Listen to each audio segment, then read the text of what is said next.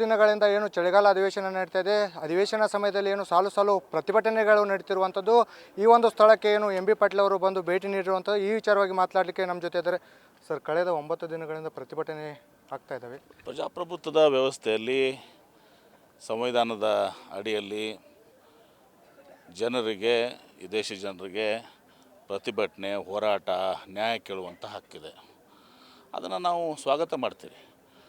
ನಾವು ಯಾರು ಹೋರಾಟವನ್ನು ಹತ್ತಿಕ್ಕುವಂಥದ್ದು, ಯಾಕೆ ಹೋರಾಟ ಮಾಡ್ತೀವಿ, ಆ ಸರ್ವಾಧಿಕಾರ ಧೋರಣೆ ನಮ್ಮಲ್ಲಿಲ್ಲ. ವಿಶೇಷವಾಗಿ ನಮ್ಮ ಸರ್ಕಾರ ಸಿದ್ದರಾಮಯ್ಯ ನೇತೃತ್ವದಲ್ಲಿ ನಾವು ಬಡವರ ಪರವಾಗಿ, ರೈತರ ಪರವಾಗಿ, ಶೋಷಿತರ ಪರವಾಗಿ, ಅನ್ಯಾಯಕ್ಕೆ ಒಳಗಾದವ್ರ ಪರವಾಗಿ ನಾವು ಇದ್ದೀವಿ. ಇಲ್ಲಿ ನಾನು ಬಂದಿದ್ದು ಇವತ್ತು ನನ್ನ ಒಂದು ಡ್ಯೂಟಿ, ಪ್ರತಿ ದಿವಸ 3 ಸಚಿವರಿಗೆ ಡ್ಯೂಟಿ ಹಾಕಿದ್ದೀವಿ. ಇಲ್ಲಿ ಮೈಕ್ರೋ ಫೈನಾನ್ಸ್ಗೆ ನಾವು ಈಗಾಗಲೇ ಸುಗ್ರೀವಾಜ್ಞೆ ತಂದಿದ್ದೀವಿ. ಸುಗ್ರೀವಾಜ್ಞೆ ತಂದೆಲ್ಲ ಇದು ಮಾಡಿದರೂ ಕೂಡ ಇನ್ನೂ ಅದು ಅಲ್ಲಲ್ಲೇ ಸ್ವಲ್ಪ ಏನೋ ಕಂಪ್ಲೀಟ್ 100% ಇದು ಆಗಿಲ್ಲ ಅಂತನ್ನೋದು ನಮ್ಮ ರೈತ ಸಂಘದ ಇವತ್ತು ನಾಯಕರದೊಂದು ಹನುಮಂತಪ್ಪ ಅವ್ರದ್ದೊಂದು ಡಿಮ್ಯಾಂಡ್ ಇದೆ.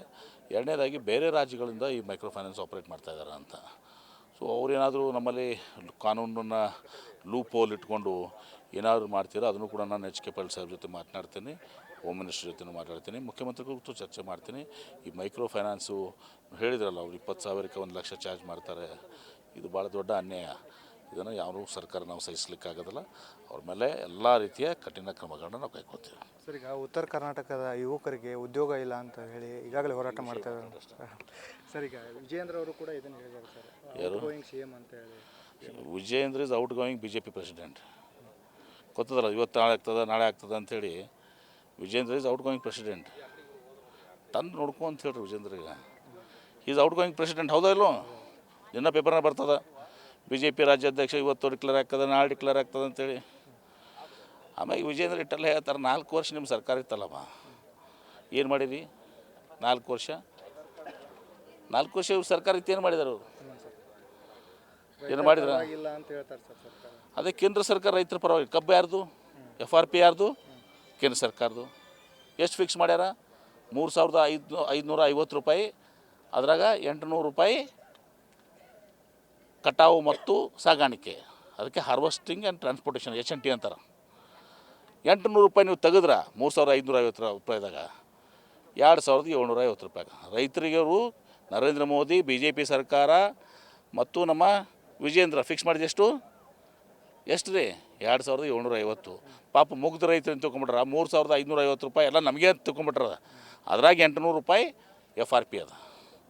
MSP ಫಿಕ್ಸ್ ಮಾಡೋರು ಯಾರು? ಕೇಂದ್ರ ಸರ್ಕಾರ. ಎಥನಾಲ್ ಪ್ರೊಡಕ್ಷನ್ ಏನಾಗ್ತದಲ್ಲ ಅದು ಅರ್ಧನೂ ತೊಗೊಳಕ್ತಿಲ್ಲ ಅವರು.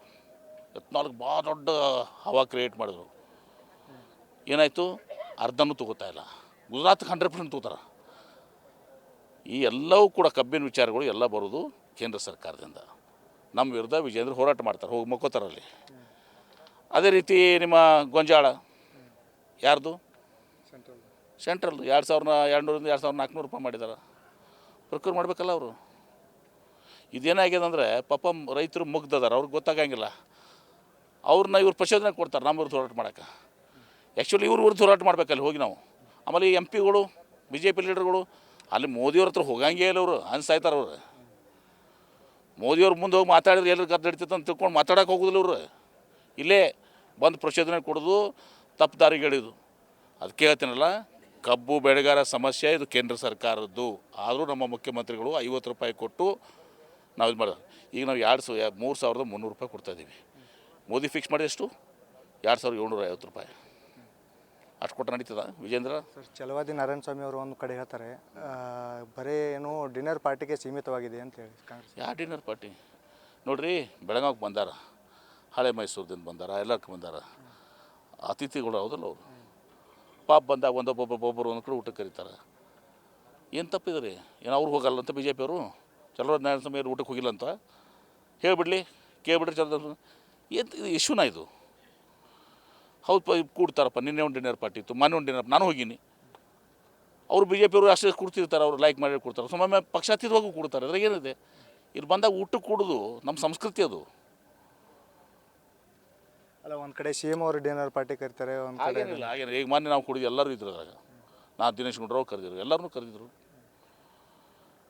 ಆಮೇಲೆ ಡಿ ಕೆ ಶಿವಕುಮಾರ್ ಅವ್ರದ್ದು ಕರ್ದಾರ ಅಂತ ಹೇಳ್ತಾರೆ, ಅವಾಗೆಲ್ಲರೂ ಪೊನ್ನಣ್ಣ ಅದಲ್ಲ ಮುಖ್ಯಮಂತ್ರಿಗಳು ಜನನೂ ಕೂಡ ಅನೇಕ ಜನ ಅಲ್ಲಿದ್ದರು. ಏನು ಅರ್ಥ ಆಗ್ತದೆ ಸರ್ ಸದನದಲ್ಲಿ ಉತ್ತರ ಕರ್ನಾಟಕ ಬಗ್ಗೆ ಚರ್ಚೆ ಆಗ್ತಾ ಇಲ್ಲ ಅಂತೇಳಿ ಆರೋಪ ಇದೆ ಸರ್. ಅದೇ ಸದನದಾಗ ಇದೆಲ್ಲ ಕೆಲಸ ಮಾಡ್ಕೊಂಡು ಕೊಡ್ತಾರಲ್ಲ ಇವರು. ಉತ್ತರ ಕರ್ನಾಟಕ ಚರ್ಚೆ ಮಾಡೋಕ್ಕೆ ಬಿಡಲ್ಲ. ಕಾರಣ ಯಾರು? ಬಿ ಜೆ ಪಿಯವರು. ಸದನ ಏನು ಶನಿವಾರವರೆಗೂ ಮುಂದುವರಿಸ್ತಾರೆ ಅಂತ? ಇಲ್ಲ, ಇದು ಬಹುಶಃ ಇದು ಬಿಸ್ನೆಸ್ ಕಮಿಟಿ ಡಿಸೈಡ್ ಮಾಡ್ತಾರೆ.